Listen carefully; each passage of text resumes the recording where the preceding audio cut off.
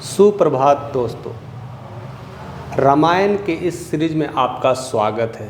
मैं मुकेश कुमार शाही, भारतीय लेखक। मैं आपको पूरी तरह से रामायण समझाने की कोशिश करूंगा और मैं रामायण के हर खंड को बताने की कोशिश करूंगा। ऐसे तो रामायण कई लोगों द्वारा लिखा गया है, जिनमें महर्षि वाल्मीकि का नाम सर्वोच्च है। तुलसी जी का भी नाम आता है, इन्होंने रामायण को लिखा। फिर कालिदास का भी नाम आता है, जिन्होंने रामायण को लिखा। ऐसे साउथ में भी ऋषि हैं, उन्होंने भी रामायण को लिखा। लेकिन सब रामायण का जो अस्तित्व है करीब करीब एक ही जैसा है। बताने का जो उद्देश्य है, हम लोगों में एक प्रेरणा जगाने की कोशिश की गई है। हमें वह राम राज्य बताने की कोशिश की गई है, क्योंकि हम लोग आज जिस युग में है, इस युग को कलयुग कहते हैं। इस युग में बहुत सारे परिवर्तन हुए हैं, बहुत सारे चीज़ें देखने को मिली है। यह क्यों हुआ है और कैसे? जब राम युग था, जब सतयुग था, तो उस समय क्या था? क्या आज भी हम इस सतयुग में ऐसे कर्म कर सकते हैं? जैसा कि कहा गया है कि रामायण जब सतयुग में थे तो कलयुग आते आते सारे वेद ग्रंथ लुप्त हो गए हैं, क्योंकि अहंकार, पाप, ऐसे दुरात्मा और ऐसे राजसी गुण हम लोगों में प्रकट हो गया है। इसलिए सारे चीज़ें धीरे धीरे अंत हो गई है। लेकिन उसे जिंदा रखने के लिए, उसे हम लोगों में रखने के लिए हमारे जैसे जो गुरु हैं, जो धार्मिक गुरु हैं, जो हमें इस तरह से देने की कोशिश किया है, हम उसे जानने की कोशिश करते हैं। रामायण हर किसी को पढ़ना चाहिए।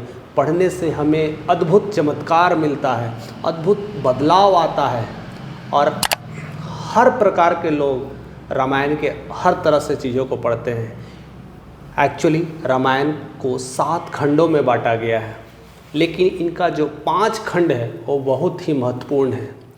हर प्रकार के लोग हर इच्छा की पूर्ति के लिए अलग अलग कांड को पढ़ते हैं। जिन्हें पुत्र की प्राप्ति करनी हो, जिन्हें पुत्र की चाहत रखते हैं, लालसा रखते हैं, कामना रखते हैं, वो रामायण के बाल्य कांड को पढ़ते हैं।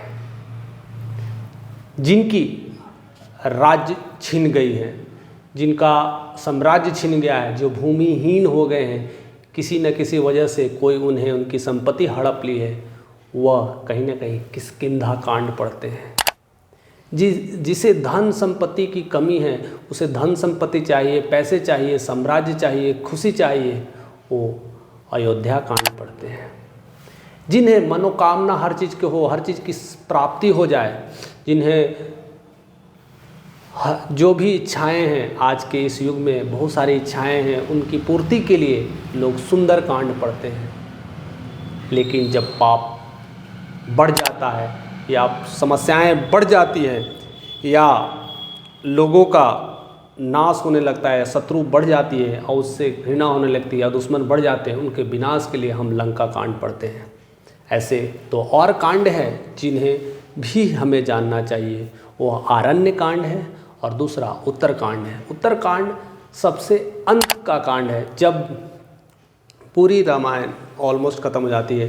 राम जब रावण को मार करके पूरी तरह से फिर से अयोध्या में राम राज्य बैठाते हैं, तब उसके बाद का जो कांड है उत्तरकांड है, जिसे बहुत लोग उसे ज़्यादा महत्व नहीं दे पाते, उस चीज़ों को ज़्यादा समझ नहीं पाते हैं कि इसके पीछे क्या है, बस वहीं पर आकर के रुक जाते हैं। उस समय फिर से वो सारी चीज़ों का पुनरारोपण किया गया है कि कैसे राम, लक्ष्मण, भरत, शत्रुघ्न के बाकी बच्चों ने क्या क्या किया, उनकी उसके बाद जीवनी कैसे हुई, इन लोगों ने अपने राज्य में कितने सालों तक रहे और कैसे कैसे जीवन निर्वाह किए और फिर अपने वैकुंठ को चले गए हैं। तो हर लोगों को रामायण पढ़ना चाहिए, लेकिन पढ़ने के लिए बहुत सारे नियम्स दिए गए हैं। उस नियम का पालन करना चाहिए। जब भी आप रामायण शुरू करते हैं तो कोशिश होनी चाहिए कि आप रामायण को पूरा ख़त्म करें। बीच में आपको कभी भी ब्रेक लेना होता है, जब भी रुकना होता है, तब आप आराम कर सकते हैं। फिर नित्य मन से फिर से उसकी आराधना में लग जाते हैं।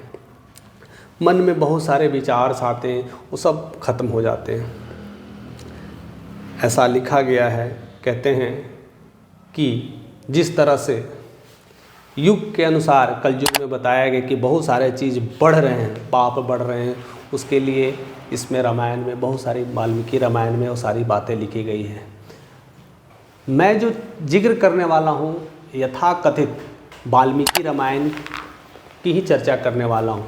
ऐसे तो बहुत सारे रामायण में चर्चा की गई है, जो मैं चर्चा करने वाला हूँ वो वाल्मीकि रामायण की चर्चा करने वाला हूँ। धीरे धीरे आप और भी रामायण के बारे में पढ़ेंगे, जानेंगे, लेकिन अस्तित्व एक ही मिलेगा। जैसे नारद मुनि जब ये सारी चीज़ें विश्वामित्र को बताते हैं और वाल्मीकि जी को बताते हैं, ऐसे सब कहीं ना कहीं इनकी कहानी का प्रारूप हमें देखने को मिलता है। ऐसा कहा गया है कि यह सबसे पहले मनु द्वारा सुना गया था। कई लोग ऐसे कहते हैं कि इन्हें और भी ऋषियों द्वारा सुना गया था। फिर उसके बाद इक्ष्वाकु कुल से उत्पन्न होते आया, इक्ष्वाकु कुल के वंश से सबसे पहले सुना था। लेकिन जब वाल्मीकि जी को इन चीज़ों का आभास होने लगा, वह महसूस करने लगे कि पृथ्वी पर ऐसे भी अभी लोग हैं जो ऐसे ऐसे गुणवान हैं, धर्मवान हैं, संपन्नवान हैं। उनकी चाहत, कामना और उनकी स्तुति करने के लिए वो सोच रहे थे। तब नारद जी आते हैं और वह कथा सुनाते हैं, और तब वह यथाकथित महर्षि वाल्मीकि उस सारी रामायण को लिखते हैं। उसमें सबसे बड़ी बात है जो इसमें लिखा गया है, मैं आपको यथाकथित सुनाने की कोशिश करता हूँ। कहते हैं कि कलयुग के सभी लोग कामदेव से पीड़ित नाटे शरीर वाले लोग होंगे। ऐसा माना गया है कि कलयुग में जितने लोग हैं सब नाटे होने लगेंगे। और क्या होंगे? कामना से पीड़ित होंगे और लोभी होंगे, धर्म और ईश्वर का आश्रय छोड़ करके एक दूसरे पर निर्भर होंगे, और सारे लोगों की आयु घट जाएगी। क्योंकि सतयुग के लोग कई वर्षों तक जीते थे, कई सालों तक वैसे ही रहते थे। जो इस युग में जो लोग होंगे उनकी उम्र घट जाएगी, वही उम्र छोटे हो जाएंगे और उनकी मृत्यु बहुत ही जल्द हो जाएगी, क्योंकि वह धर्म का रास्ता छोड़ करके पाप का रास्ता अपना रहे हैं। और साथ साथ कहा गया है कि इस युग में स्त्रियां अपने ही शरीर के पोषण में ही खुश रहेगी, वेश्याएं का रूप धारण करेगी, और साथ साथ पति का अनादर करेगी, व्यभिचारिणी होगी, उदंडता का स्वभाव अपनाएगी, अपने से बड़े लोगों का निरादर करेगी। क्योंकि ये कलयुग के समय में सब सारी चीज़ें होने लगेगी। इससे आपको पता चलेगा कि कलयुग आ गया है। साथ साथ और भी लिखते हैं कि कलयुग में अधिकांश स्त्रियां वाचाल हो जाती है। बिना मतलब के बोलना, बिना मतलब के लड़ना, हर चीज़ों के लिए जवाब देना, करना, ये सब सारी चीज़ें कलयुग में आना स्वाभाविक हो जाएगा। दूसरा, भिक्षा निर्वाहन करने वाली जो सन्यासिनी होगी वो सब सारे धीरे धीरे खत्म हो जाएंगे। यही कलयुग की शुरुआत है। इससे और बड़ी बात है, कहते हैं कि इस युग में ब्राह्मण जो है पाखंडी का साथ लेकर के पाखंडपूर्ण काम करने लगे तो समझ जाना कि कलयुग अभी अंत तक आ गया। कलयुग पूरी तरह से डेवलप हो रहा है और इस युग में हर चीज़ों का नाश होने वाला है और कुछ भी बचने वाला नहीं है। तो ऐसे समय में हमें श्री राम का याद करना चाहिए, भगवान विष्णु का याद करना चाहिए, ऐसे पापों से बचना चाहिए, नहीं तो हमारी उम्र भी छोटी हो जाएगी, हमारा उम्र भी धीरे धीरे घटते जाएगा। हम भी कहीं न कहीं पाप से, कई समस्याएं से, कभी से भी रोग व्याधि का शिकार हो जाएंगे। लेकिन उनके आश्रम में जाने पर, उनके धाम में जाने पर, उनके सैया में रहने, साथ में रहने से हमारा मन, चित्त सब कुछ बदल जाएगा। हम भी प्रभु के सानिध्य में अपने आप को दीर्घायु कर लेंगे और अपने आप को वैकुंठ को प्राप्त करेंगे। अक्सर देखा गया है कि धर्म की जो बातें हैं हमेशा बुज़ुर्ग लोग ही सुनते हैं, यंग लोग नहीं सुनते हैं। या कहीं न कहीं कलयुग का श्राप है। कलयुग में ये बातें बताया गया था कि जैसे ही कलयुग आएंगे, जो यंग लोग हैं, नौजवान लोग हैं, यह धर्म का रास्ता छोड़ करके अधर्म का रास्ता अपनाएंगे, और जो बुक्स ले करके उसको नहीं पढ़ते, निरादर करते हैं और अठहेलियाँ करते हैं, उनकी वायु, जो कहते हैं ना, आयु धीरे धीरे छोटी हो जाएगी। वह व्याधि, रोग का शिकार हो जाएंगे और धीरे धीरे उनकी मृत्यु बहुत जल्द हो जाएगी। पहले जैसे रामराज में, सतयुग में लोग कहते हैं कि रामराज में 11,000 वर्षों तक राम प्रभु श्री राम रहते थे और उनके जितने भी वासी के लोग थे 100 वर्षों तक, कई वर्षों तक ऐसे ही रहते थे और अपने जीवन दिनचर्या और सुख शांति संपन्न से रहते थे। किसी को ना मारना, किसी को ना रुलाना, एक दूसरे से प्रेम भाव और सद्भावना से रहते थे। वह सारा सद्भावना आज इस युग में धीरे धीरे छीन होते जा रहा है। इसलिए इस युग में हमें और भी बहुत संपन्न से, बहुत तेज़ी से धर्म का यह रास्ता चुनना चाहिए। हमें कहीं ना कहीं रामायण का पाठ करना चाहिए, जिससे हमारी आत्मा, हमारा मन, हमारा बुद्धि सब कुछ शुद्ध होने लगेगा और हम अपने आप में और धीरे धीरे नया इंसान बनते जाएंगे। इसलिए आज के इस युग में हमें जिस तरह से यह पवित्र ग्रंथ हमारे हाथ लगी है, तो समझ लीजिए कि आप स्वर्ग के रास्ते में, आप वैकुंठ के रास्ते में हैं। आपको व्याधि ऐसे ही भागने वाली है, आपकी आने वाली जितनी भी समस्याएं हैं ऐसे ही कट जाती हैं।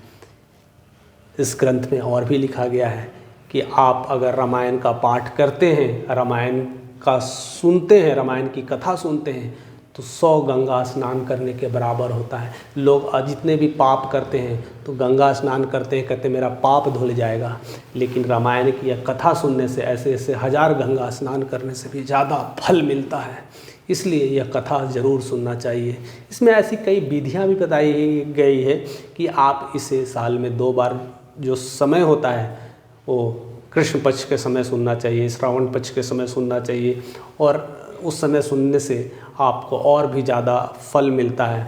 और जब भी ज़्यादातर लोग इसे सुंदरकांड को सुनते हैं और उसकी पाठ करते हैं तो उनसे भी बहुत ज़्यादा फल की प्राप्ति होती है। लेकिन अगर आप रैली में हर तरह से संपन्न होना चाहते हैं, धन से, वैभव से, अपने बुद्धि से, पैसे से और अपनी ताकत से, और आपके शत्रु भी आप पे ना हावी हो, तो आपको पूरा रामायण का अध्ययन करना चाहिए, नहीं तो पूरी रामायण को सुनना चाहिए। ऐसा कहा जाता है जहाँ भी रामायण का पाठ होता है, जहाँ भी रामायण का गुणगान होता है, वह जगह अपने आप पवित्र हो जाती है, वह जगह अपने आप धाम हो जाती है। बुरी आत्मा आ भी नहीं पाती है, आती है तो वो अपने रास्ता मोड़ लेती है। जिस समय इस तरह से आप जुड़ने लगोगे तो आपके साथ जो इंसान जुड़ने वाला है, आपके साथ जो इंसान बात करने वाला है, वह भी सोच समझ के बात करने लगता है। वो भी कहीं ना कहीं आपके ऑरा से उसे डर लगने लगता है। कोई गलत काम भी करता है तो उसे डर सा लगने लगता है। वह वही इंसान आपसे मिलेगा, उससे नित्य कर्म करेगा जब उसके मन में वही श्री राम, वही प्रभु, वही विष्णु का अवतार होगा। इसलिए हर कोई को राम का नाम लेना चाहिए, उनको ध्यान करना चाहिए। और साक्षात वो विष्णु के अवतार हैं, ब्रह्मा विष्णु महेश इनके सारे अंश मात्र हैं। तो इन तीनों लोगों का आप पे स्नेह बरसता रहेगा और आपको हर चीज़ की पूर्ति होती रहेगी। इसके सुनने से कई सारी चीज़ें की उपलब्धि बताई गई है। इसमें बहुत सारे लोगों का नाम लिया गया है, बहुत सारे राजाओं का नाम लिया गया है, बहुत सारे ऐसे ऐसे तपस्वी ऋषियों का नाम लिया गया है जिन्होंने किसी न किसी वजह से कोई आक्रमण कर दिए हैं या किसी तरह का कोई कर्मकांड किए हैं जिससे उनको दंड मिला है और वह दूसरे राक्षसों में बदल गए हैं। लेकिन कहीं ना कहीं रामायण की इस पाठ सुनने से और कहीं ना कहीं उसका संकल्प करने से वह फिर से एक अच्छे इंसान के रूप में, एक चरित्रवान और गुणवान और ऐसे तपस्वी ऋषि में बन जाते हैं। इसलिए इनका श्रवण हमेशा करना चाहिए। और रामायण के इस पाठ में ये सारी प्रथाएं बताई गई है कि हमेशा इसको ध्यान में रखते हुए इसको अमल करना चाहिए और अपने जीवन में इसे उतारना चाहिए। तब हमें जो जो चीज़ चाहिए जीवन में वो सारे कुछ मिलने लगता है, और नहीं तो हम सारे चीज़ों से वंचित हो जाते हैं। रामायण के इस पहले अध्याय में ये सारी चर्चा इसी पे सिलसिले में दी गई है कि हमें क्यों पढ़ना चाहिए और किन किन लोगों को रामायण पढ़ने की ज़रूरत है। अक्सर लोग, बच्चे, यंग जवान जो लोग होते हैं वो कहते हैं मैं रामायण पढ़ के क्या करूँगा। कई लोग जब तकलीफ़ में होते हैं तब रामायण पढ़ते हैं, कई लोग जब परेशानी में होती है तब भगवान को याद करते हैं। और ऐसा कहा गया है, सुख में सुमिरन सब करे, दुख में करे न कोई। दुख में सुमिरन जो करे तो सुख में सुमरन जो करे तो दुख काहे को होए। अगर भगवान का जब याद या ईश्वर अल्लाह जो भी है जिनकी आप याद करते हो, अगर सुख में याद करते हो तो दुख की संभावना ही नहीं है। लेकिन हम दुख में याद करते हैं तब हमें सुख होने का मौका मिलता है, लेकिन हम सुख हैं तब भी याद करें तो हमें दुख का मौका ही ना मिलेगा। तो ऐसे सब लोगों को करना चाहिए, क्योंकि हमारी जो ज़िंदगी है वो सुख दुख का मझधार है, वो आना जाना लगा रहता है। लेकिन उसमें आप किस तरह से खड़े हैं, उसमें किस तरह से आप लड़ रहे हैं, उसमें किस तरह से आप जीत रहे हैं, यह राम की पूरी कहानियों से आपको सीखने को मिलेगा। उनके जीवन परिचय से सब कुछ जानने को मिलेगा कि एक कैसा तपस्वी राजा, एक कैसा राम पुरुषोत्तम राम के ज़िंदगी में बचपन से लेकर के उनकी मृत्यु तक किस तरह का लाइफ रहा है, किस तरह के राजा के परिवार में जन्म लेने के बाद भी कई सारे बाधाओं को झेलना पड़ा। उनका सरकार, उनका जो कहते हैं ना, उनका जो राजगद्दी भी छीन गया, सब कुछ लोग छीन गए, उनके पिता, उनकी माता, उनकी बहनें, उनके रोग संबंधी जितने भी लोग हैं सब कुछ छीन गए, उनके गुरु छीन गए। फिर भी वो अपने रास्ते से, अपने धर्म से न इधर हुए न इधर हुए, अपने धर्म के कार्य पे चलते रहे। और जितनी सारी मुश्किलें आई, जितने भी सुंदर कांड में, आरण्य कांड में और ऐसे ऐसे लंका कांड में कितनी सारी बाधाएं आई, फिर भी अपने धर्म के रास्ते से काम करते रहे। और फिर जा कर के राम, वही राम बाद में जा कर के पुरुषोत्तम राम कहलाएं। तो मैं सारे अध्याय को 1 बाय 1 डिस्कस करते रहूँगा और सारे कांड को भी डिस्कस करते रहूँगा। वो सारे अध्याय को हम आपके सामने यूं ही प्रत्यक्ष लाने की कोशिश करूँगा जो वाल्मीकि द्वारा लिखी गई है। उस सारे चीज़ों को मैं एज इट इज़ बताने की कोशिश करूँगा, जिससे आपका मन दिल हमेशा उनके प्रति लगा रहे। आपकी जितने भी व्याधि, जितने भी रोग हैं, जितने भी प्रॉब्लम हैं, समस्याएं, वो धीरे धीरे ख़त्म हो जाएंगे। और आप भी घर पे जहाँ भी रहते हैं, जहाँ भी पाठ होती है, तो अवश्य उनका सुनना चाहिए, उनकी चीज़ें पढ़नी चाहिए और उनमें भक्ति लगाना चाहिए, जिससे आपकी सारी समस्याएं दूर हो जाएगी। आप अभी तक अगर इस तरह की बातें नहीं सुन पा रहे हैं, अगर अच्छी चीज़ें एज इट इज़ आपको नहीं मिल पा रहा है, तो मैं पूरी कोशिश करूँगा। और जहाँ पर भी आपको कुछ क्वेश्चंस लगे, कोई भी समस्या हो, तो आप कमेंट करिए, हमें बताइए कि इसमें कोई भी क्वेश्चन हो, मैं धीरे धीरे उस पर लाइव आंसर्स देने की कोशिश करूँगा। तो हमारे साथ आपको जुड़े रहने से ऐसे सारी वीडियोस आपको डे बाय डे मिलते रहेंगे, जिससे आप हर बार आप हमसे ऐसे कनेक्ट होते रहेंगे।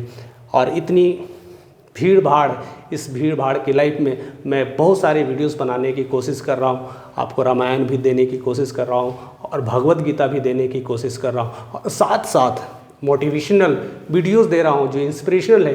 ये 3 टॉपिक पर मैं एक साथ काम कर रहा हूँ, जिससे हर तरह के लोगों को हर तरह का चीज़ मिलते रहे और हर तरह से अपने आप को उत्तेजित करते रहे, जीतने की कोशिश करें और लाइफ में आगे बढ़ते रहें। तो कभी भी वीडियोस हमेशा 2 दिन और 3 दिन के गैप में मिलते रहेंगे, कि हफ्ते में 7 दिन होते हैं, तो 7 दिन में वह वीडियोस सर्कुलेट होते रहेगा। तो मैंने ये डिसाइड किया है कि जो वीडियोस आपको मिले, तो सोमवार को आपको भगवत गीता का ज्ञान मिले और फ्राइडे को आपको रामायण का ज्ञान मिले और बाकी दिन इंस्पिरेशनल वीडियो मिले। तो ऐसे हमारे साथ बने रहिए और सारी वीडियोस का लाभ उठाइए, और ऐसे हमारे साथ बने रहने के लिए आपका तहे दिल से शुक्रिया। So thank you for watching this video.